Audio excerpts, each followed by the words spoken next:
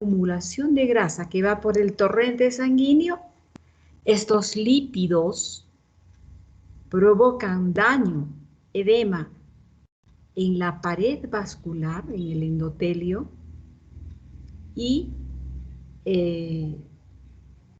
a partir de esto es que se forma esta enfermedad, se da lugar a la arteriosclerosis. La otra teoría es la de la incrustación. Se dice que las plaquetas que están arremolinadas en el torrente sanguíneo y alrededor o cerca del endotelio forman trombos. Y estos trombos dan el primer paso para que se forme la arteriosclerosis. Y la teoría final es la de la inflamación. Inflamación con reparación.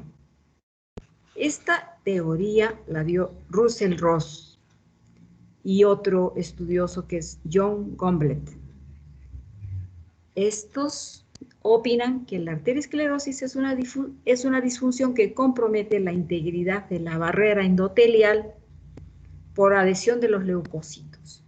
Estos leucocitos que están en el torrente sanguíneo activan a las células, a los macrófagos, a los fagocitos que se encuentran en el subendotelio, las activan y provocan que éstas fagociten a los lípidos que se encuentran en el torrente sanguíneo. Así que teorías sobre la arteriosclerosis, varias. Ahora, tipos de arteriosclerosis. Ustedes que ya han tenido la clase colgada, me imagino que también han visto los tipos de la arteriosclerosis. ¿No nos quieres decir algo, Jairo? ¿O alguien quiere comentar algo? Bueno, para comenzar, creo que tenemos que tener la guía y ya hemos asistido a la clase teórica, según entiendo. Y bueno, se dice que existen 3 tipos de arteriosclerosis. Una es la ateroesclerosis, ¿no es cierto? A ver, ¿quién quiere opinar? Lorena, Luis Enrique, ¿alguien? Bueno, entonces vamos a irnos a la... Doctora, ¿Aló? una consulta. Dime. Bueno, no es tan referido el tema La consulta que quería hacer es primero más o menos si nos podría indicar cómo vamos a llevar el curso con usted este semestre, más o menos, si nos puede dar algunas pautas. Por supuesto. Estamos grabando. Muy bien, entonces el curso lo vamos a hacer de la siguiente manera. Vamos a seguir la guía de prácticas, porque yo soy la profesora de prácticas. Vamos a seguir esta guía que la tienen la doctora Llerena y la doctora Núñez. No sé si ustedes ya la tienen. No, doctora, por el momento no la tenemos. Ok. Voy a entonces pedir que me permitan colgarla. Yo realmente no lo había hecho por vía virtual y en las prácticas que tuvimos los años pasados lo hacíamos con la guía presencial. Así que esta guía le pertenece a las doctoras mencionadas y ellas es decir, ustedes tienen que comprarlas, las guías. Entonces, si es de esa manera, yo tendría que pedir su autorización para que ellas les permitan a ustedes tenerlas de esta manera, ¿no? Virtual. Y tener cada uno la oportunidad de leer lo que pertenece a cada práctica y hacer los esquemas correspondientes o revisar las figuras que ya se tomaron de las mismas láminas. Porque cuando les he colgado, ustedes todos han recibido en Word esta primera práctica que pertenece a la patología cardiovascular y esas fotos son tomadas de las láminas que las tenemos en la facultad. Es decir, es como si las estuvieran viendo en el microscopio de la facultad. No las hemos sacado del internet, no hemos hecho eso. Hemos tomado la foto original de la lámina. Así que es como si estuvieran en sus prácticas con el microscopio. Doctorita, disculpe, una consulta. Exactamente dónde, a qué plataforma se han subido el Word y esa guía, porque ¿No eh, las tienen? no, no nos ha llegado ningún archivo. En el aula virtual, en el Blackboard, o sea, todo lo concerniente al curso está en blanco, no hay ningún archivo. Es que estamos trabajando con el Teams, jóvenes. Ah, Estamos entonces, trabajando con el Teams. Perdón, tal vez eso fue, yo supuse que ustedes ya habían ah, abierto el Teams. Estamos en este momento con el Teams. ya Ustedes entonces. viéndome y yo a ustedes a través del Teams. Y si quisiéramos ver, tengo acá o el Word y también tengo un Power. En el Ah, Word claro, sí. quisiera mostrarles, ¿lo ven? Ah, claro, sí, en la parte de archivos del Teams, sí nos aparecen tres archivos. Ya, Eh, la primera práctica y el PowerPoint. perfecto. Entonces, estamos viendo en este momento la práctica de, de patología que nos corresponde ver exactamente como en la guía. Exactamente como en la guía. ¿Ustedes la llegan a ver en este momento? ¿Aló? Eh, Sí, doctora. sí, sí, Ya. doctora. Entonces, yo creo que podemos comenzar a hablar de la arteriosclerosis.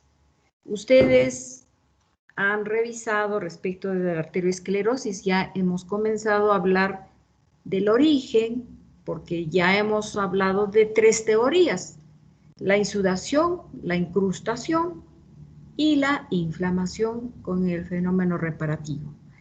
Eso realmente es lo que yo he aprendido y les transmito a ustedes, porque no es cuestión solamente de repetir lo que me dice la guía. Lo que me dice la guía claramente dice así, que la arterioesclerosis es un endurecimiento. Su nombre, esclerosis, endurecimiento. ¿De quiénes? De las arterias. Esta arterioesclerosis tiene varios tipos.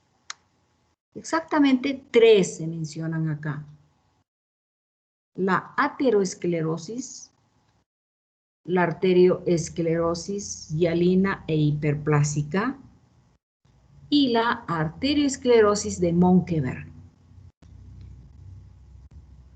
Entonces, no vamos a olvidar estos tres tipos. ¿Por qué será que le llamamos ateroesclerosis a un tipo? A la otra le llamamos arterioesclerosis de Monkeberg y la otra es arterioesclerosis hialina e hiperplásica.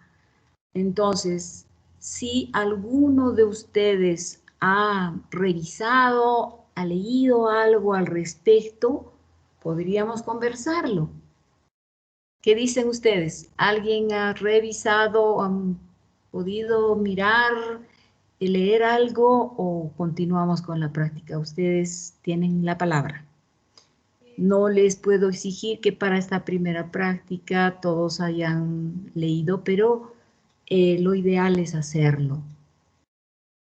Hay que recordar una cosa: nosotros cuando elegimos esta carrera, la elegimos porque queremos hacer servicio a nuestro ser humano, a un paciente que viene con una enfermedad y que quisiéramos estar tremendamente preparados con un dominio óptimo para poder ser precisos en el diagnóstico, en el tratamiento, ya sea quirúrgico o farmacológico. Entonces, ¿cómo lo conseguimos? Leyendo, superándonos, haciendo una especialidad, haciendo una subespecialidad, ¿m? Eh, un doctorado, un PhD, mm, diplomados, etc. Y siempre estar aprendiendo con mucha humildad, porque el que más sabe es el que se sienta en el último puesto, en la última silla, porque sigue aprendiendo. Lo ha entendido de esa manera. Muy bien, entonces vamos a seguir con esta práctica. Habíamos dicho que existen 3 tipos de arteriosclerosis. Y vamos a comenzar con la de Monkeberg, porque así está en vuestra guía. Nos va a mostrar una lámina, que es la lámina 60, con la arteriosclerosis de Monkeberg. Monkeberg, un patólogo europeo, le puso este nombre a este tipo de arteriosclerosis, donde se localiza en la capa media de las arterias musculares. Para esto ustedes recordarán que existen 3 tipos de arterias. Han pasado por histología. Jairo, ¿podrías decirnos cuáles son esos tipos de arterias? Porque hay unas grandes, elásticas, hay unas medianitas, que se llaman las musculares, y las últimas son las Las arterioles. Muy bien, aplausos. Entonces tenemos 3 tipos de arterias. Esta arteriosclerosis de Monkeberg se localiza en las arterias musculares, es decir, no las grandes, no las elásticas, sino las de mediano calibre. Y esta enfermedad llamada arteriosclerosis de Monkeberg se caracteriza porque se calcifica, llega a ponerse tan duro como un hueso calcificado, muy fibrosada, esta arteria muscular o arteria de mediano calibre, localizada en, sobre todo, los úteros. Los úteros son órganos propios de las mujeres. Así que solo las mujeres vamos a terminar con esta arteriosclerosis. Y estamos viendo, por ejemplo, en esta primera lámina, que es como si ustedes la tuvieran en sus microscopios de la facultad, estas arterias que se encuentran en el músculo. Acuérdense que el epitelio en el útero es el endometrio, y el endometrio no tiene vasos, es decir, ningún epitelio tiene vasos, se alimenta de los vasos que se encuentran por debajo de la lámina propia, es decir, en el estroma. Estamos viendo entonces esta capa muscular. Lamentablemente no puedo mostrar con puntero porque el MIC, esta plataforma no tiene puntero, pero en esta figura vemos en la parte central varias arterias y están calcificadas, muestran unas zonas de color violeta que se han roto, que han salido por efecto del corte, porque cuando se corta esto y es calcio, había que descalcificar para que salga bien. Entonces, no se descalcificó, hemos cortado con una cuchilla de micrótomo y parte de esta calcificación se ha desprendido. Por lo tanto, en esta capa muscular estamos viendo unos espacios claros por la ausencia de estas placas de calcificación, pero el resto está presente. Ahí vemos el lumen en la parte central, el lumen de la arteria. Y por supuesto que es un lumen pequeño. esta arteria está fibrosada, está calcificada, ha perdido parcialmente su capacidad de estirarse, encogerse. Esa capacidad la tiene principalmente las arterias elásticas, las grandes, las arterias como la aorta, pero estas también necesitan esa capacidad elástica de abrirse en ciertos momentos, sobre todo cuando la presión sanguínea es alta en ciertas circunstancias. Estas arterias tienen que bombear mayor cantidad de sangre y si están calcificadas y están fibrosadas, no lo pueden hacer. Entonces, ese epitelio, que es el endometrio, se atrofia. No tiene de qué nutrirse. Esta capa muscular tampoco. ¿Se dan cuenta a dónde nos lleva esta enfermedad? La arteriosclerosis nos está llevando a una enfermedad isquémica. ¿Y qué es una enfermedad crónica? Porque estas placas calcificadas de calcio no las vamos a sacar y por lo tanto van a estar provocando una hipoxia permanente en los órganos a los que afecta. Entonces vamos a seguir viendo esta lámina, está mayor, la lámina inferior está a mayor aumento y ahí vemos igualmente en la parte central. Jóvenes, ¿me están escuchando todos? Sí, doctora. Sí, doctora. Sí, doctora. Bien, muy bien. Entonces, estamos viendo estas arterias que tienen un poco de sangre, hematíes, en la luz, y la pared muscular está presente, pero con placas calcificadas, son unas placas de color violeta, las vemos nosotros.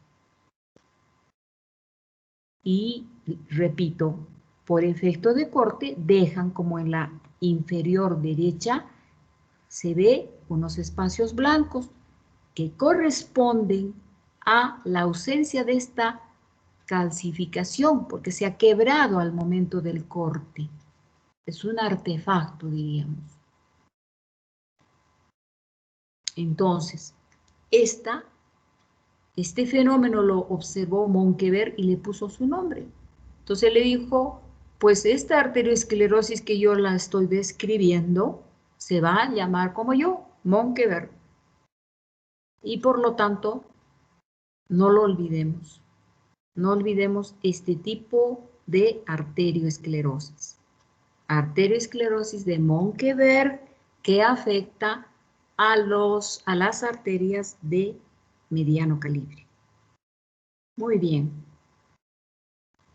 ¿Hasta acá todo claro? ¿Alguna pregunta? Creo que no, doctora. No, doctora. Muy bien. Todo está claro por ahora. Todo está claro. Muy bien. Acuérdense que la palabra arterioesclerosis nos habla de las arterias. Esto no sucede con las venas. Y la esclerosis significa endurecimiento. Entonces, estas arterias obviamente están muy endurecidas. Este es el endometrio precisamente de ese útero. ¿Y qué estamos observando en este? Hay pocas glándulas. Es un endometrio disminuido en tamaño, disminuido en volumen.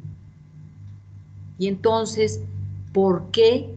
Porque ya es una señora mayor, por una parte, porque ella no tiene mucha hormona, pero también porque tiene esta arteriosclerosis que está condicionando una isquemia crónica de larga data. Perdón. Hasta acá claro todo, ¿verdad? Todo muy bien, ¿verdad? Sí, doctora, Sí, todo está doctor. claro. Muy bien, Todo bien, está bien, doctor. perfecto, me alegra mucho. Todo correcto. Muy bien, entonces vamos a pasar a la siguiente lámina. Ateroma aórtico. La aorta, si alguno me quiere decir a qué tipo de arteria pertenece, a la arteriola, a la muscular o a la elástica. La La aorta. elástica, doctora. Elástica, doctor. Muy bien, muy bien. Me alegra mucho que estén con su histología al día. Entonces, estas son las arterias más grandes. La aorta, las arterias que se encuentran en los miembros inferiores, la subclavia, las grandes, tienen muchas capas de fibras elásticas que nosotros las teníamos en histología y se tenían de color amarillo marrón. Yo no quiero pedirles qué nombre de coloración usábamos porque no es el objeto de hoy día. Bueno, las arterias siempre van a tener una íntima que está dada por un epitelio, que es un endotelio, una capa media, que en el caso de las musculares está dada solo por músculo y muy pocas capas elásticas, y una adventicia que está dada, acá la vemos. En esta lámina podemos ver en la parte superior izquierda la capa íntima. Y en la capa íntima vamos a ver ese epitelio que no vamos a olvidar que es un epitelio plano. Luego de ello vamos a tener la capa media, que está dada por músculo y por fibras elásticas. Las arterias de gran calibre tienen muchas elásticas, las elásticas internas, las elásticas externas, y la última capa que está ya en la parte inferior derecha de la imagen que tienen ustedes es la adventicia. Y la adventicia está dada, como la ven, por tejido conectivo, un poquito de grasa, un poquito de fibroblastos, y ahí están los vasos nutricios, porque este es un órgano y necesita también alimentarse. Por lo tanto, no se alimenta de la sangre que corre a través de ella, sino de unos vasitos que se encuentran en la adventicia, que son más pequeñitos, y la inervación igualmente se localiza a este nivel. Entonces, estamos recordando las partes de la arteria, es decir, la histología de una arteria. Pero lo que vamos a observar ahora es el depósito de colesterol en dónde se va a localizar. En el tejido conectivo de la adventicia, en la capa muscular, o se va a depositar cerca del epitelio. ¿Qué opinan ustedes? Ya habíamos visto cómo se deposita la grasa por insudación, por incrustación o por inflamación. Entonces, ¿dónde se depositará esta grasa, este colesterol que va corriendo en nuestro torrente sanguíneo?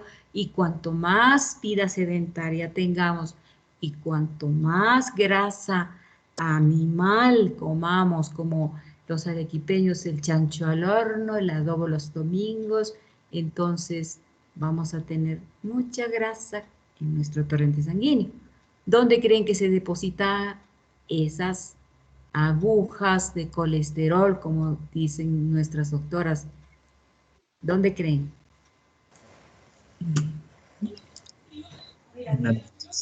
¿La capa íntima? Debajo de la capa íntima. Muy bien, por debajo de la capa íntima. Diríamos parte de la capa íntima. Allí es donde se depositan, pero comprometen un poco más abajo. Destruyen a las fibras elásticas, porque estamos hablando de una aorta, ¿verdad? Acuérdense que esta esta lámina corresponde a un ateroma aórtico. Estamos hablando del depósito de este colesterol en la aorta. Entonces, este colesterol, para la teoría inflamatoria que describen Russell y Ross, dicen que esta grasa, esta arteria, este colesterol que está viajando en el torrente sanguíneo va a provocar que los leucocitos den lugar a que activen a los macrófagos, y los macrófagos se los van a engullir.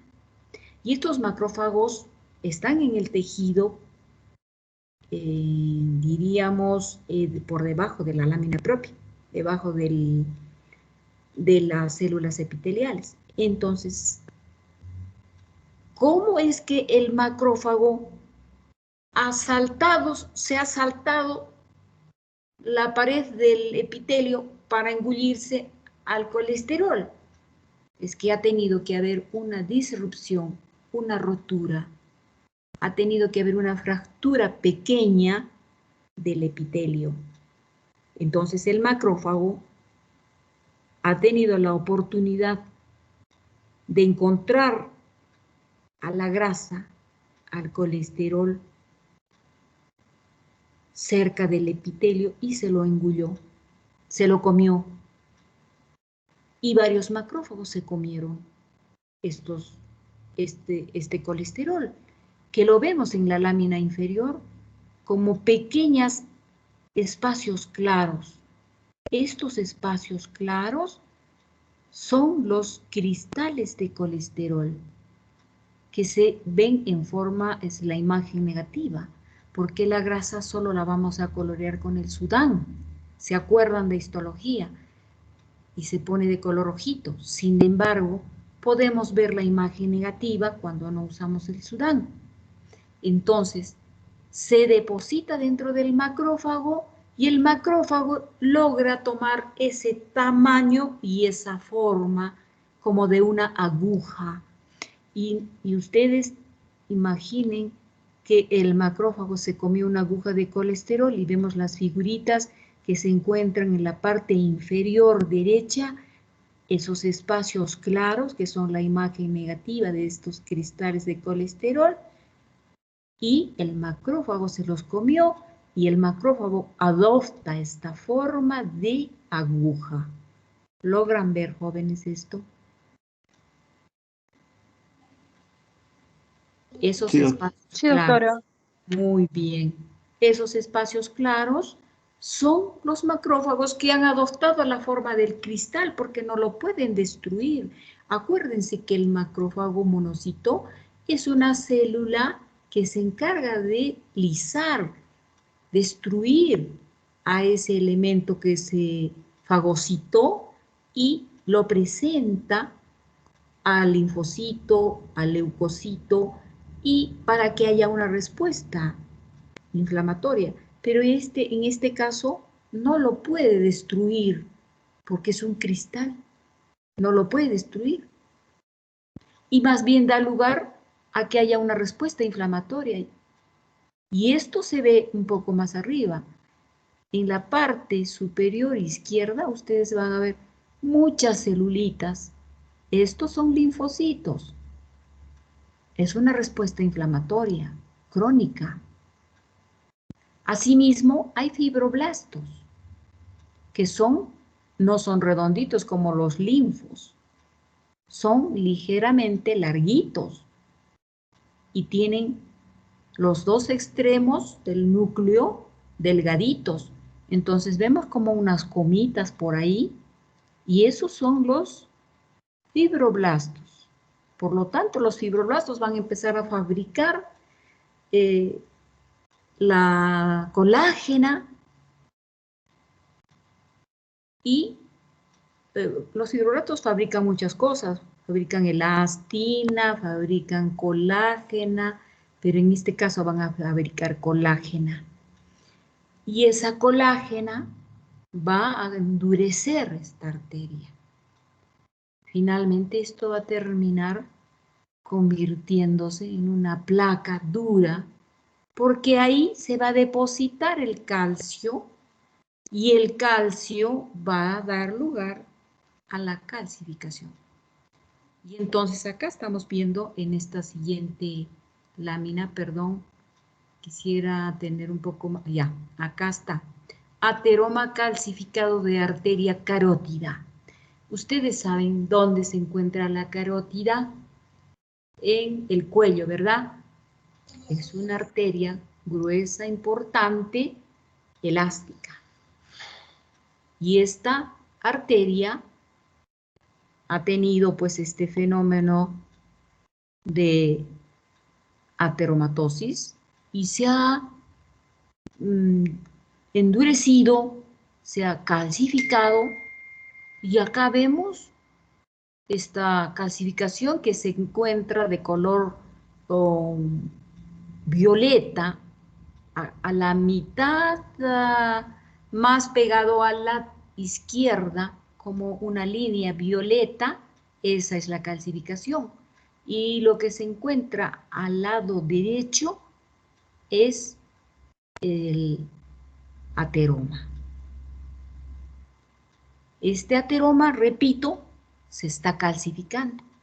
Acá comenzó a calcificarse, pero podría calcificarse en su totalidad.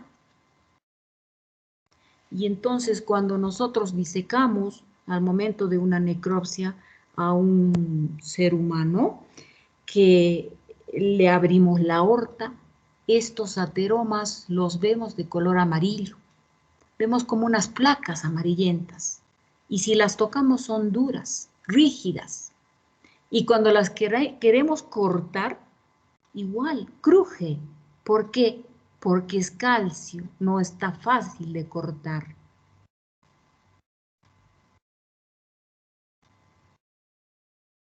Entonces, estamos viendo la aterosclerosis, ¿verdad? Con los ateromas. Primero vimos la arteriosclerosis de Monkeberg, ahora estamos viendo la aterosclerosis. ¿Está claro, jóvenes? Sí, doctora. Muy bien, me da Sí, mucho doctora. gusto. ¿Qué pasaría si todo esto, todo este ateroma se calcifica y el torrente sanguíneo sigue circulando, obviamente porque nuestro torrente sanguíneo nunca para, desde que nos formamos como embriones hasta el día en que dejamos este mundo y cerramos los ojos? Hasta ese día sigue circulando la sangre. Entonces, como hay momentos en que la sangre circula con mayor presión, mayor velocidad, puede provocar el desprendimiento de esta placa calcificada, este ateroma calcificado. ¿Y qué pasaría si sucede eso? Este viaja junto con toda la sangre, se fragmenta. Eso es un émbolo. Es un émbolo. Y este émbolo puede trombosar porque llega a una arteria de menor calibre y lo tapa. Así como un corcho. Y no deja pasar nada de sangre. Y eso es lo que pasa con la enfermedad isquémica cardíaca. Las coronarias, que son las arterias nutricias de nuestro corazón, llegan a tener tal endurecimiento que provocan una isquemia crónica. Ahora, si esta placa se soltó de una aorta, que puede suceder, entonces pueden las grandes arterias que van a los miembros inferiores pueden obstruirse y pueden provocar una isquemia con un infarto agudo de un miembro entero, de toda la pierna derecha, de toda la pierna izquierda o de cualquier otro órgano, un infarto agudo que va a llevar a la muerte a ese tejido, a ese órgano. Justamente acá nos está en esta lámina que corresponde a la cuarta, nos está mostrando el ateroma. Dice ateroma obstructivo. ¿Qué pasó con este? Esta es una arteria que donde se formó el ateroma y este ha crecido y siguió creciendo hasta que tapó la arteria. La llegó a tapar. Entonces ocupa todo su lumen. ¿Y qué pasa cuando sucede eso? Se da lugar a dos cosas.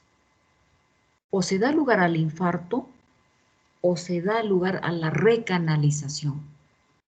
Nuestro organismo sabiamente empieza a fabricar unos vasitos nuevos, una neovascularización en la parte central. Allí donde ven ustedes unos espacios claros, porque la pared del vaso está circundando a este ateroma. Ven como una cinta que rodea a este nódulo, diríamos, de ateroma. Esta cinta es la pared de la arteria. Este nódulo es el ateroma. Ha tapado totalmente a esta arteria. Estamos viendo cómo hay zonas entre la pared y el ateroma, zonas claras, unos espacios que, ¿por qué se quedaron claros? Porque se desprendió un poco de calcio. Y en el centro del ateroma también vemos algunos espacios claros como en la parte superior. ¿Qué está pasando entonces? Esto no se contentó. Se queda con deseos de reabrirse. Pero antes vamos a ver este otro fenómeno. Quisiera enfocar esta lámina, la de abajo, la inferior. Miren ustedes los cristales de colesterol fagocitados en forma de agujitas. Acá se ven estos espacios claros que tienen la forma de agujitas. Esto sí está muy bonito. Y alrededor el fenómeno inflamatorio. Y en toda la pared de la arteria, fenómeno inflamatorio. ¿Qué es fenómeno inflamatorio? Es la presencia de linfocitos, de macrófagos. Esa es la inflamación crónica. La aguda está representada por los polimorfonucleares, no se olviden. Y estos polimorfonucleares pueden ser basófilos, neutrófilos, acidófilos. Pues acá no, esta es una enfermedad crónica. Solo vamos a tener linfocitos y monocitos. Y fibroblastos. Los fibroblastos, ya les digo, van a estar fabricando a la colágena. Y van a colagenizar, van a endurecer más todavía esta arteria. Entonces hemos visto este fenómeno que yo apoyo a esta teoría que dice inflamación-reparación. Esta siguiente imagen estamos viendo los ateromas calcificados, trombosados, con organización de trombos y recanalización. Muy bien. Entonces, nuevamente, la pared de la arteria está alrededor de esta estructura central de color violeta con calcificación en todo lado, con espacios claros que lo separan de la pared de la arteria. Ahí está la íntima, la capa media y su adventicia. La más externa será la adventicia. La capa media está en el medio y la íntima siempre es el epitelio. Muy bien. En el centro, o sea, en la luz de esta arteria, está este ateroma, está calcificado. Trombosado dice porque se quedó como un tapón, como un corcho, pero el organismo es sabio y no se quedó tranquilo. Dijo, vamos a fabricar vasitos nuevos. Neovascularización que comienza en el centro. Y si ustedes ponen atención, vamos a ver vasitos con sangrecita que está circulando por ahí. Es decir, le dio salida. Ya no se quedó tranquilo ese corcho. El organismo sabio usó un sacacorcho, no lo sacó propiamente al corcho, pero le hizo un agujero en el centro con esos vasitos. Por lo tanto, ese órgano no va a tener un infarto, no va a morir de isquemia, va a seguir recibiendo sangre que la nutra, que nutre este órgano, pero en menor volumen, a través de esta recanalización, de esta neoformación vascular.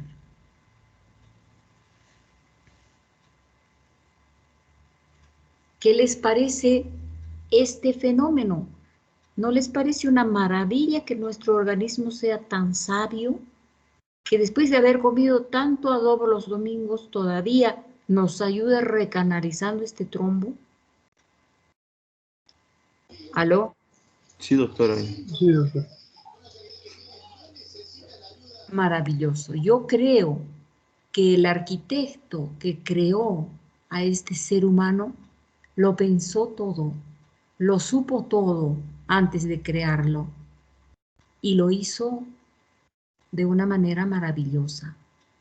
Le dio tiempo como de 70 a 80 años como para poder hacer muchas cosas valiosas, ayudar a su prójimo, prestar atención a los débiles, a los enfermos, a los caídos, entregar cariño, amor, sonrisa.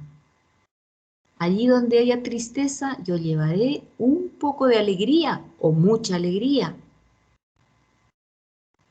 Allí donde haya pobreza, pues, aun cuando sea, partiré mi pan en dos para que esa persona no tenga tanta pobreza, tanta necesidad.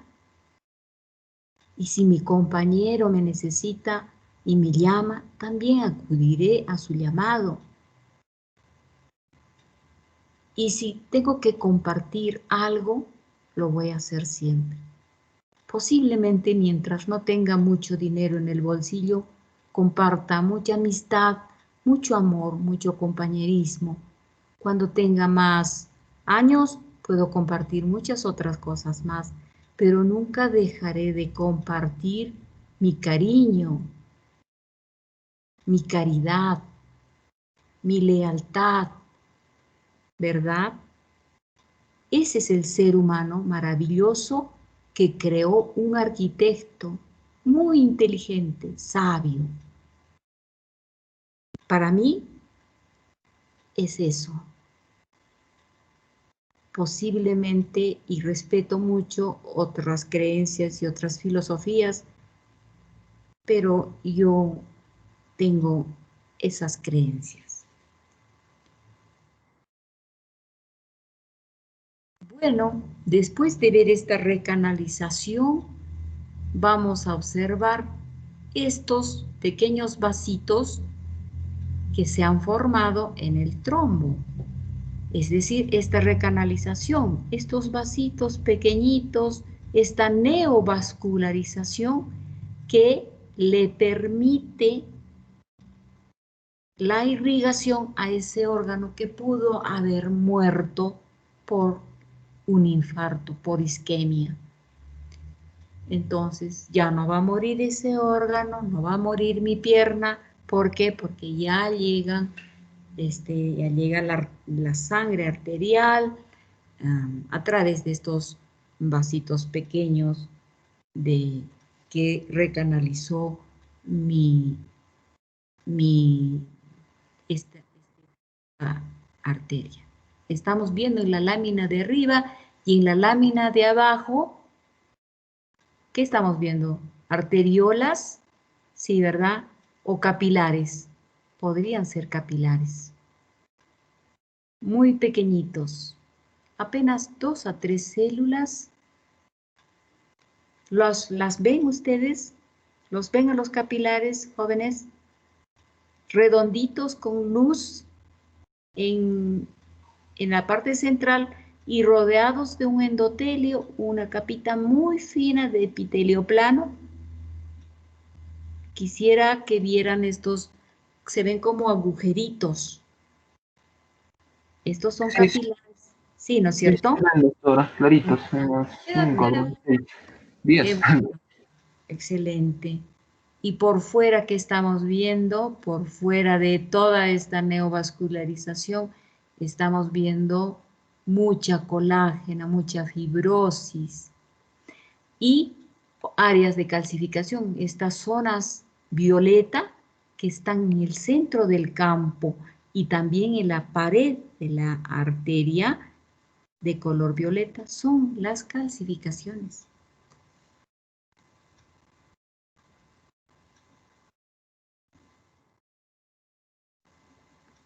Muy bien. ¿Algún comentario respecto de la arteriosclerosis, jóvenes?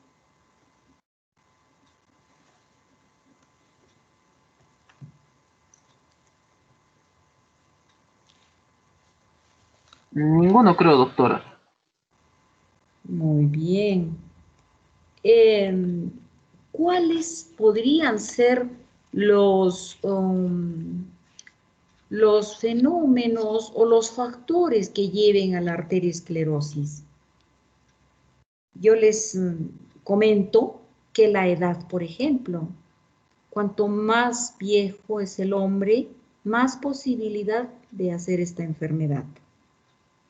También factores genéticos, los antecedentes familiares de padres arterioscleróticos porque tuvieron hipercolesterolemia. Hay enfermedades familiares heredodegenerativas, como son las enfermedades hiperlipidemiantes, que son las hipercolesterolemias familiares. Entonces, el niño ya nace genéticamente programado a hacer arteriosclerosis desde jovencito, a hacer cardiopatía isquémica a temprana edad. Y en cuanto al sexo, hombres y mujeres, aunque dicen que las mujeres después de la menopausia hacen mayor arteriosclerosis que los varones.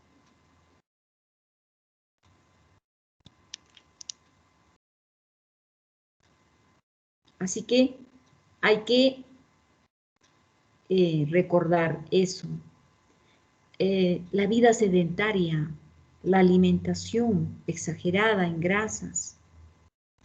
Lamentablemente, los que elegimos estas profesiones de servicio de salud, como somos los médicos, los odontólogos, tenemos una vida un tanto sedentaria, porque siempre estamos leyendo, estudiando, estamos en un curso, sentados en la mayor parte de veces.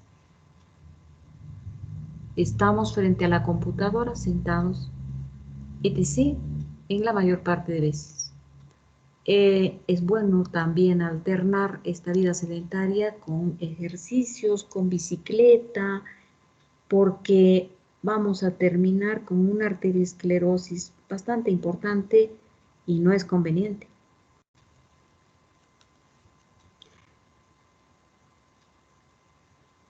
Hay también factores de riesgo que llevan a las hiperlipidemias. La hipertensión arterial, por ejemplo, el tabaquismo, la diabetes mellitus.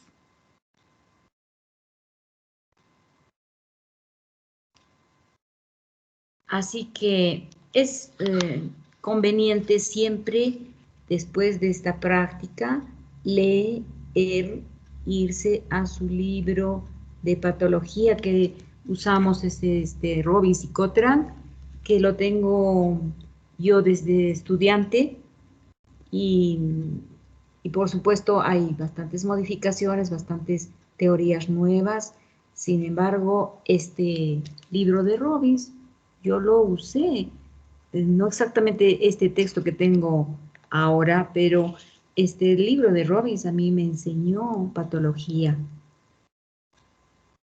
Así que ustedes siempre pegaditos a sus libros para poder recordar, leer, aprender un poquito más de cada cosa. En la arteriosclerosis también hay diversos eventos. Ya hemos dicho que tiene que haber hiperlipidemia, todos esos factores, y también tiene que haber una disfunción endotelial que va a dar lugar a que esta rotura del endotelio permita el pasaje de estos lípidos hacia por debajo de la membrana basal, y los macrófagos se van a empezar a engullir a estos lípidos y van a provocar estas placas de aterosclerosis, ateromatosis, y luego vendrá el fenómeno inflamatorio con sus linfocitos, con sus fibroblastos y la liberación de muchas citoquinas para dar lugar a todos estos eventos, a toda esta formación. Estas placas pueden romperse, pueden trombosarse. Muy bien, visto todo esto, pasamos a otro tema. Ahora vamos a ver una degeneración mixomatosa. Es así, está presentada nuestra lámina 6. Y acá tenemos un corte histológico de la válvula mitral. Ustedes recuerdan que entre la aurícula y el ventrículo tenemos dos válvulas. Una es la mitral y otra es la tricúspide. ¿Se acuerdan dónde se encuentra la mitral? ¿En la izquierda o en la derecha? Izquierda. Izquierda. Muy bien. Entonces, cualquier órgano, en este caso las válvulas, puede sufrir degeneraciones. Las degeneraciones, como su nombre lo dice, es una enfermedad que no tiene una causa precisa en este caso. Tal vez entra a tallar el envejecimiento y entonces, en lugar de ser una válvula que tenga principalmente tejido elástico, porque esta va a tener mucha fuerza con la pasada de la sangre de la aurícula al ventrículo y va a cerrarse luego en el segundo momento del llenado. ¿Se acuerdan del llenado ventricular? Y da lugar a un chasquido que se objetiva mediante un sonido, que es el segundo sonido, cuando escuchamos el corazón. Muy bien, entonces esta válvula puede degenerarse, puede calcificarse, pero en este caso está haciendo una degeneración mixomatosa. Y entonces, en lugar de ser esa válvula firme, ese dedito que cierra y abre rápidamente cada vez que se lo necesita, así como una puerta de madera que es muy firme, pues se convierte en una puerta de cartón que se va a caer. Es más, no siquiera de cartón, sino como un moquito, porque la degeneración mixomatosa es el depósito de material mixoide. ¿Aló? ¿Me escuchan? ¿Aló, Sí, doctora, jóvenes? sí, se le escucha. Sí, doctora. Sí, doctora. Ya, gracias. Entonces, se convierte como una puertita pues de telita, más que de telita de un moquito. El mixoide no es un moco propiamente, es otro tipo de material. No es mucopolisacárido para decir moco, sino es mixoide, es otro material. Muy bien. esta válvula se repleta de ese material mixoide, pierde su capacidad elástica, su capacidad de movimiento y queda como el moco del pavo colgado. ¿Y qué pasa con esto? Da lugar a una insuficiencia. Esa se llama la insuficiencia mitral. ¿Y qué pasa cuando hay insuficiencia mitral? Pues hay una cardiopatía, crece el corazón, hay un soplo y varias alteraciones. Perdón. Para esta siguiente lámina y estamos viendo ahí, objetivando la presencia de esta válvula que está con mucho componente mixomatoso, que se tiñe de ese color medio violeta. Y en la lámina inferior, ustedes van a ver acá algunos fibroblastos, estos que decía que tienen sus bordes ahusados, o sea, los dos bordes que terminan afilados, no romos, sino delgaditos, afilados, son fibroblastos, rodeados de todo este material que es mixoide, perdón. El material es el material mixoide.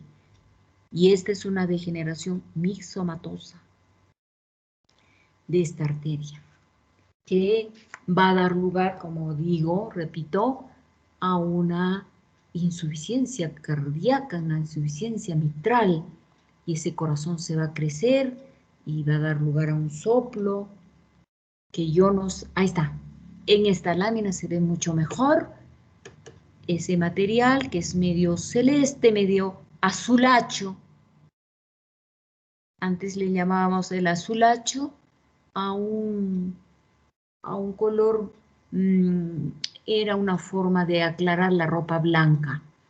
Y la comprábamos en las tienditas, en las bodeguitas, y era una pastilla de color azulita, y cuando la ropa blanca se ponía amarilla, remojábamos esta pastillita envuelta en un trapito en el agua y volvía la ropa que se ponía ligeramente amarilla y se ponía de color azulita o más clarita.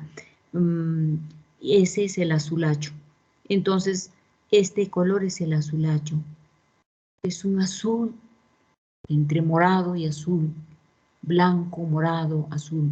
Ese es el material mixoide y los fibroblastos. Todas estas celulitas son fibroblastos.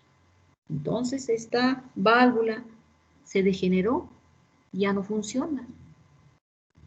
Está dando patología, está dando lugar a la insuficiencia mitral.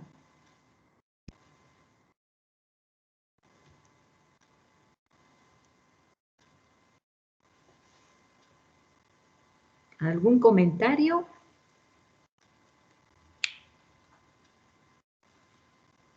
¿Alguien quisiera decir algo? ¿A los jóvenes están? Sí, estamos, doctora. Sí, doctora. Por favor, no se me duerman. Quisiera que No, conversáramos estamos más tristes. Sí, doctora. más que Estamos monólogos. tristes. Me gustaría un diálogo. No, pero es que estamos un poco Nos acomodados. robaron. Sí, doctora. Muy bien. Entonces, Así es, doctora. vamos a continuar. Esta era la lámina mayor aumento. Yo creo que esta lámina la estamos mirando con un objetivo de 40 y la anterior con un objetivo de 10. Esta es la primera, perdón, esta es una panorámica, 4 aumentos, esta es de 10 aumentos y esta es de 40. Muy bien, ahora vamos a pasar a otra cosa. Y acá se acabó, al parecer, todo lo que teníamos pendiente respecto de la práctica vascular, del capítulo de vascular. Muy bien, entonces vamos a pasar ahora a lo que parece el capítulo más bien de oral, la boca.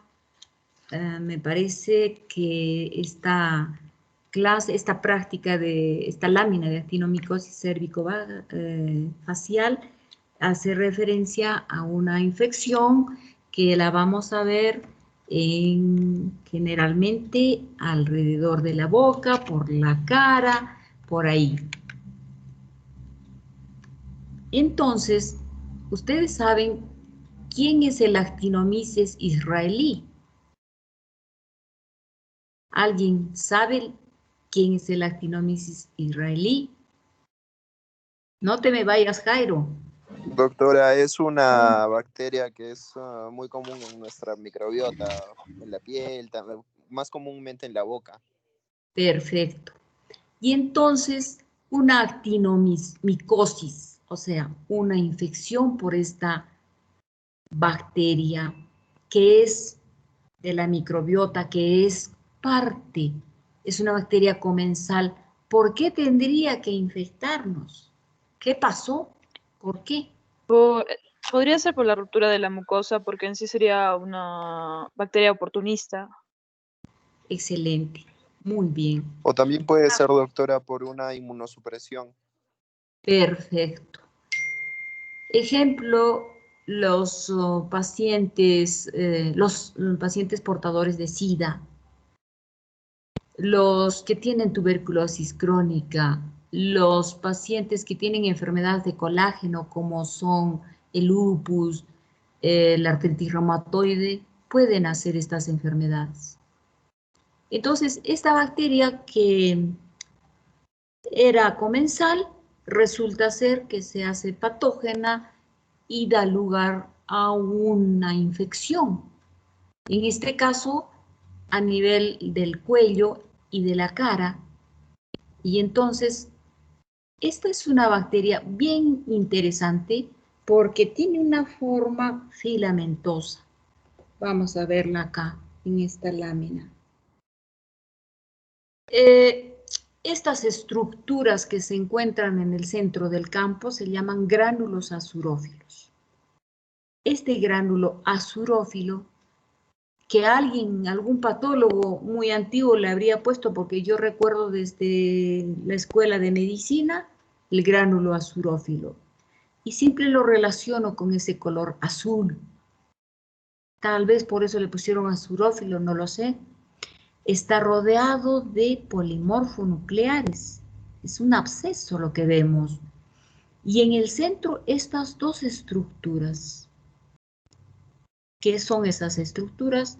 Son la unión de muchas bacterias llamadas actinomyces israelí.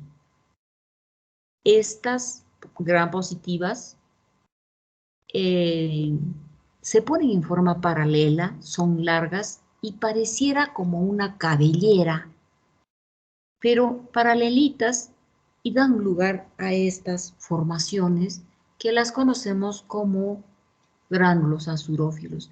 Y entonces acá a mayor aumento en la lámina inferior, ustedes están viendo alrededor de este gránulo azurófilo muchos polimorfonucleares, hematíes, en fin. Y el gránulo azurófilo está constituido por estas bacterias que se han colocado paralelas una al lado de la otra. Así como los tallarines, los fideos que cuando los compramos en una bolsa, así se han puesto, pegaditos una al lado de la otra, organizaditos ellos, y se tiñen de este color. Son gram positivos, pero esta es una coloración de hematoxilina eosina. Esto no es gram. Entonces, sabemos que es gram positiva, pero con la hematoxilina eosina, es decir, la coloración de rutina que usamos en patología, y con ella teñimos los citoplasmas y los núcleos, estamos viendo pues ahí de color rosado el citoplasma y de color azulito el núcleo. Y entonces, acá, con un objetivo de mayor aumento, alrededor de este gránulo azurófilo, perdón, decías que alrededor del gránulo azurófilo, polimorfonucleares. Esto es un absceso, decimos, ¿no?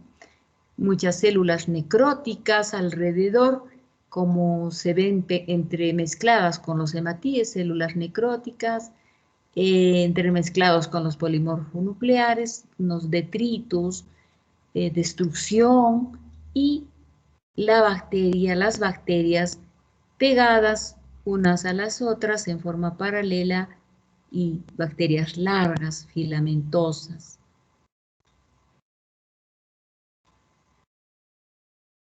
Entonces, esta es una micosis o una bacteriosis.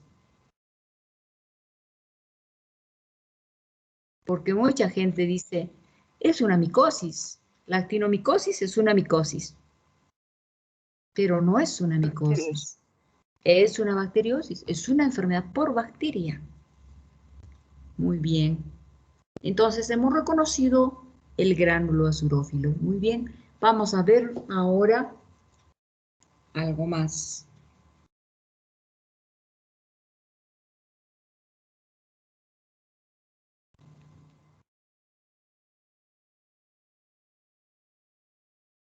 Bueno, estas láminas no sé qué ha pasado porque están tan mal tomadas. Pero podemos abrir otro archivo.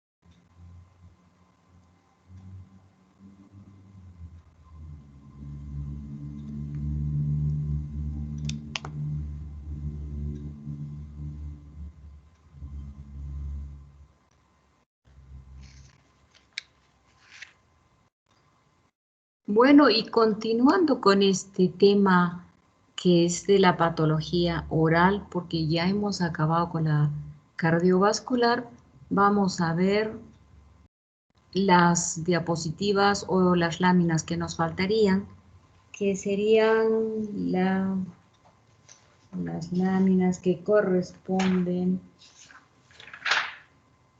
a la leishmaniasis. Porque hemos visto la actinomicosis y ahora nos tocaría ver leishmania. Muy bien. La leishmania, ustedes saben, es un parásito. Y es un parásito que se parece a la ameba. Es un protozoo. Dentro de los parásitos, los más elementales, unicelulares, están los protozoos, ¿recuerdan? ¿Ustedes han hecho parasitología o todavía no? Estamos llevando el curso, haciendo. doctor. Recién estamos llevando, doctor. Muy bien. Aún no llegamos a... Cuando lleguen a ver amebas, amebiasis, ustedes van a ver que son protozoos, son los parásitos más pequeñitos, y esta leishmania es un parásito protozoo. Y les cuento, en el Perú tenemos mucha leishmaniasis. Existe sobre todo en las zonas selváticas, donde tenemos en Brasil, tenemos en Colombia, en el Perú, la Leishmania brasiliensis, la Leishmania peruvians, y existen otras más. Y, por ejemplo, en el Instituto Alexander von Humboldt de Cayetano Heredia, se lleva a cabo mucha investigación sobre la Leishmania peruvians. Existen varios subtipos de esta Leishmania, de este parásito. Algunas enferman o nos afectan principalmente las mucosas, la piel y mucosas, y otros principalmente a las vísceras. Entonces existe dos tipos de afección leishmaniásica. Una es la mucocutánea y la otra es la visceral. En este caso vamos a ver la leishmaniasis cutánea, la mucocutánea. Ya decíamos, este es un parásito, un protozoo, y que ingresa a las mucosas generalmente de la nariz y del paladar, el paladar blando y el paladar duro. Llega a destruir al paladar duro, porque el paladar duro es hueso. Entonces, destruye porque provoca un fenómeno inflamatorio agudo inicialmente, con mucha necrosis y posteriormente crónico.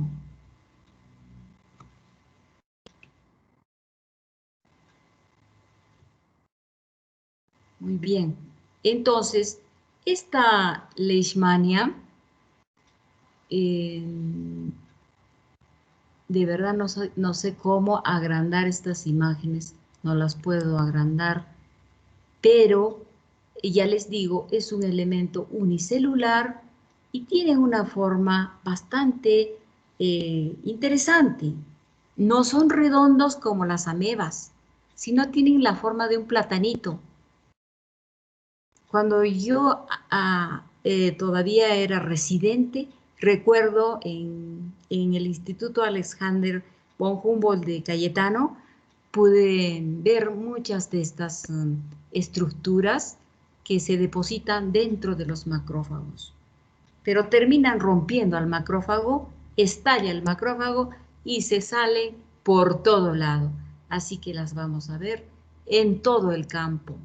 ¿Y qué provoca? Necrosis, inflamación crónica. Y esto es en la mucosa, ya les digo, de la nariz, el paladar blando.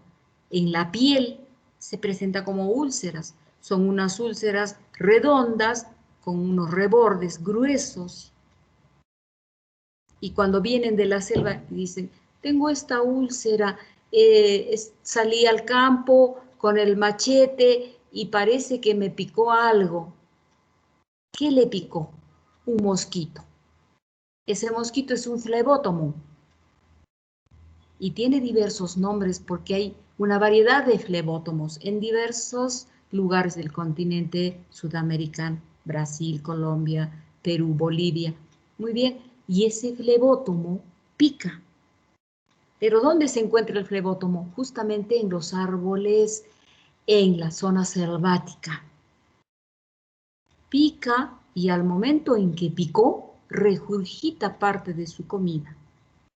Y esa regurgitación, en esa regurgitación, introduce a la leishmania a la piel o cerca de la nariz, por ahí. Y entonces esta leishmania silenciosamente, primero es fagocitada, posteriormente rompe al fagocito, al macrófago, y provoca todo un fenómeno inflamatorio con gran destrucción. Entonces, me gustaría, lamentablemente no tengo acá estas fotos muy claras, porque las quería mostrar con mayor aumento, y parece que no han salido. Ahí está, sí salieron. Lo que quiero mostrarles acá es esto, justamente. Con inmersión. Fíjense ustedes en el centro del campo. Ven células inflamatorias, que son linfocitos, que son macrófagos, que son, inclusive hay fibroblastos. Pero exactamente al centro del campo, un grupo de estas, ¿qué eran? ¿Bacterias? ¿Eran parásitos? ¿Qué eran? A ver, jóvenes. Bacterias. Protozoos. Parásitos. Son parásitos, son protozoos. Parásitos. La leishmania es parásito. Es un parásito. Doctora, disculpe que le interrumpa. Dime tú. Disculpe, estamos en la diapositiva que dice leishmaniasis todavía, no se ha cambiado. Sí. No hemos cambiado. Estamos hablando todavía de la leishmaniasis. Miren ustedes cómo el macrófago se los comió, pero estalló el macrófago y dejó lugar a este nido de leishmanias. Y estamos viendo un montón de parásitos, protozoos pequeñitos que tienen una forma de platanito. No son, son ligeramente curvitos. Doctora, si desliza su mouse a la parte inferior izquierda de la diapositiva, puede Sí. activar el puntero para poder ver lo que está señalando. Ok. Para ubicarnos un poco mejor, en la parte inferior izquierda debe haber como unos botoncitos. No sé si le parece. No, no lo tengo. No lo tengo, Ah, lo siento. claro. Entonces, no, ni modo, doctora. Continuemos. Estábamos viendo la anterior que se me salió, pero puedo volver acá. El Word. Acá. En el centro del campo. Quiero que enfoquen el centro del campo. ¿Y qué es lo que vemos? Estos protozoos pequeñitos, bien pequeñitos, como puntitos. ¿Los logran ver? Sí, doctora, unos oscuritos. Sí, doctora. Exactamente. No las células grandes, azules, no. Las estructuras más pequeñitas, como puntitos. Estos puntitos son estos protozoos que si los vemos con el microscopio y ponemos intención de verlos, yo los he visto muchísimas veces, tienen la forma de un platanito.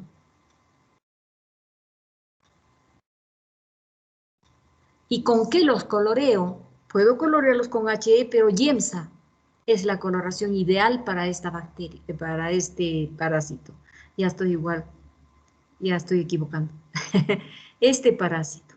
Muy bien, entonces lo están viendo. Entonces, no lo olviden. En el Perú hay mucho de esto. Y en Lima se ve mucho. La gente que va al Instituto de Enfermedades Tropicales con estas úlceras se tipifica qué tipo de leishmania es. Dentro de la peruvians existen subtipos. Dentro de las brasiliensis hay subtipos. Y entonces, ¿qué hacen Gotuso y colaboradores? Tipifican y dicen es de tal tipo y tal, y se publica. Y todo esto sale en las publicaciones de la revista Herediana. Gotuso es profesor de la Universidad de Miami. Entonces, los jóvenes del curso de infectología de la Universidad de Miami vienen al Perú y con Gotuso se van a la selva. En Iquitos hay una sede de la Universidad de Cayetano y ahí se ve en forma directa, diríamos, en el campo a los pacientes enfermos de leishmania y se toman muestras y se miran la clínica, se ve la clínica de la enfermedad y luego también se ve al parásito, se lo puede reconocer. Es bastante interesante porque esto es una enfermedad zoonótica, es una enfermedad propia también del Perú, de Latinoamérica, de Sudamérica, seguramente en otras partes del mundo, pero nosotros exportamos leishmaniasis y algunas otras enfermedades. Por ejemplo, hay micosis muy propias del Perú. Ya cuando veamos esas enfermedades, vamos a hablar de ello. La blastomicosis, la histoplasmosis, son muy propias, muy comunes, las tenemos en mucha cantidad. No las vemos acá en Arequipa, las vemos en Lima, porque la gente en su mayor parte de todas las provincias viajan a la capital, donde creen que van a encontrar la panacea más grande y entonces ahí se juntan las, digamos, hay mayor concentración de las enfermedades propias del Perú.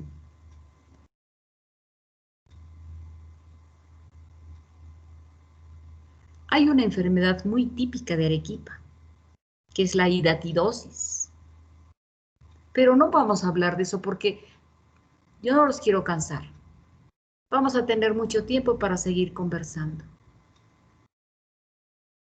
Y lo que quisiera más bien es pedirles que repasen estas láminas, que hagan su guía, que lean al respecto, que vean arteriosclerosis, el infarto coronario, la hipertensión pulmonar, todo eso es del capítulo de corazón y grandes vasos, y también lean el capítulo de boca, que es el que le sigue, porque no sé si sangre lo han hecho, leucemias no sé si han hecho, pero han hecho la teoría de esta parte de boca y por lo tanto hemos visto estas dos enfermedades, la actinomicosis y la leishmaniasis.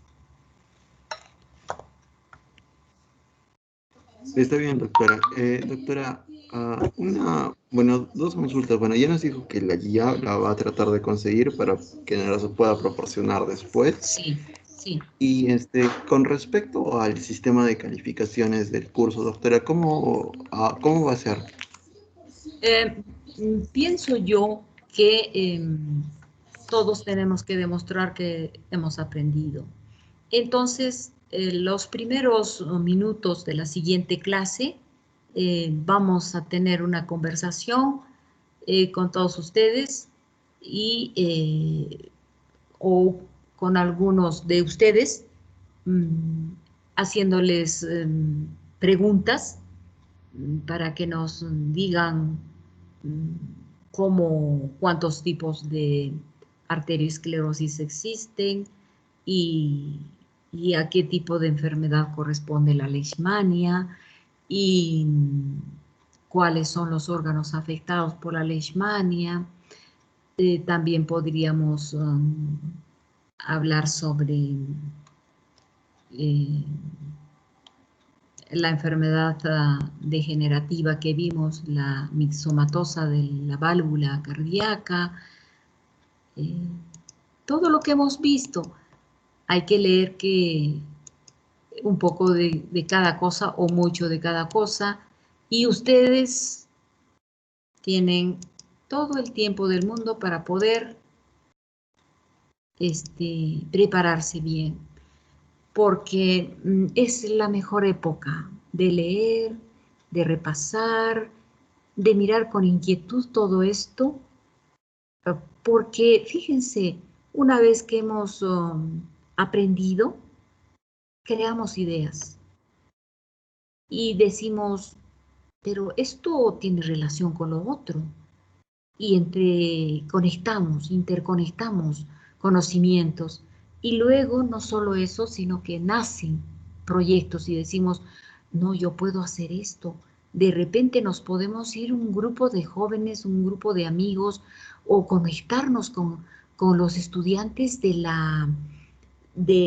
medicina de Puno. Puno también tiene un poco de selva, y en Puno también podrían tener algunas enfermedades como la actinomicosis o la leishmania o alguna enfermedad, y entonces nacen proyectos y nacen ideas, y eso es el hombre. Es una máquina de ideas, es una máquina de proyectos, de invención. No solo es repetir, sino crear también. Los grandes compositores musicales y los grandes pintores dieron rienda suelta a su creatividad. Escuchaban algo y no solo la repetían, sino creaban también. Y lo mismo podemos hacer nosotros. Y no necesitamos llegar a un laboratorio de genética para crear. Podemos crear con lo que tenemos. Crear grupos de estudio, crear reuniones virtuales para estudiar determinadas cosas entre nosotros, con otros estudiantes de otras latitudes, no solo del Perú.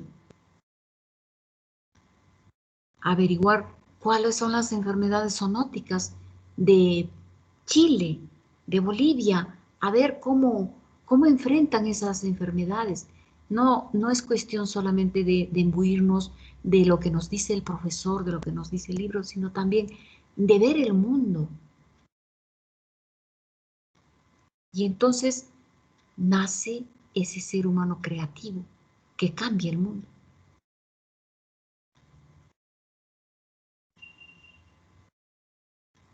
Los dejo ahora. Creo que es tarde, no quiero cansarlos y quisiera que repasaran. Me gustaría haber expresado de la mejor manera estos conocimientos. Igualmente, un profesor se siente muy contento, no solo cuando ha aprendido el tema del alumno, sino también cuando lo ve comportarse de la mejor forma. Yo tengo alumnos de pregrado que continuaron en el posgrado y ahora los veo como colegas. Y a lo largo de los años les he visto ciertas características que los convierten en personas muy dignas, de las cuales yo podría decir mucho, pero es la humanidad quien los califica como buenos, como personas nobles, como personas positivas. Entonces, eso es lo que quiere un profesor, formar a un alumno en esa línea, en la línea de la bondad, de la humildad, de la caridad, del esfuerzo con mérito propio. Muy bien, jóvenes. Espero... Doctora, ¿Sí? Dime, Jaime. por último, doctora, disculpe, la evaluación de fase, ¿cómo va a ser? Bueno, vamos a hacer estos pasitos frecuentes, diríamos semanales, unas preguntas semanales. Los que hayan participado hoy día, de repente a la próxima van a ser otros los que participen y así todos para tener una calificación de sus participaciones, de lo que han aprendido. Luego también se van a calificar las asistencias, se van a calificar las guías. Estas guías, yo no sé cómo podemos calificarlas, las guías virtuales. Cuando hacíamos el curso presencial, dejábamos la firmita con la fecha en un extremo de cada figurita, de cada dibujo que hubieran hecho ustedes. Pero todavía no hemos conversado al respecto. Ya conversaré con la doctora Llerena y la doctora Núñez. Eso por un lado. Y por el otro lado, los pasos prácticos siempre se hacen como los años pasados. Se ponen las láminas, generalmente alguna zona puntero fijo, y se pregunta qué significa esta estructura. Si yo, por ejemplo, le pongo un puntero fijo, una flechita al gránulo azurófilo, entonces ustedes me dirán, es un gránulo azurófilo y corresponde a una leishmaniasis, ¿verdad? Eso es en el examen práctico. Ahora en el examen teórico probablemente las profesoras Llerena y Núñez les pregunten algo de la etiología, fisiopatogenia de la leishmaniasis. Yo les voy a preguntar más las imágenes, respecto de las imágenes. Obviamente acá, cuando yo les expongo, debo de hablar en forma profunda de todo, pero quiero que las imágenes queden muy grabaditas para que no las olviden, porque algunos vayan a ser, en el futuro podrían ser patólogos, o también puedan ser profesores de patología, y entonces ahora ya lo están viendo, ya lo están aprendiendo. Está bien, doctora. Muy bien, jóvenes. Yo estoy muy contenta, muy satisfecha de tenerlos. Eh, los voy a dejar, es un poco tarde. Los quiero muy contentos, muy felices. No se preocupen, que la vida no son preocupaciones solamente, también es alegría, también es felicidad. Hay que gozar de cada momento. Entonces, nos vemos la próxima semana, el día lunes, de 7 de la noche a 9, ¿verdad? Sí, doctora, nos toca el lunes. Muy bien, jóvenes. Sí, Nos doctora. vemos entonces. Nos vemos y nos oímos, pero no nos vamos a dormir más bien.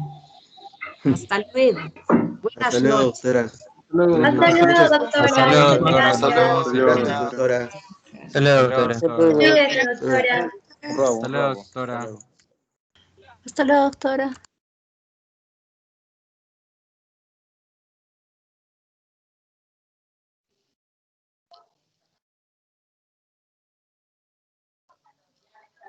Mm.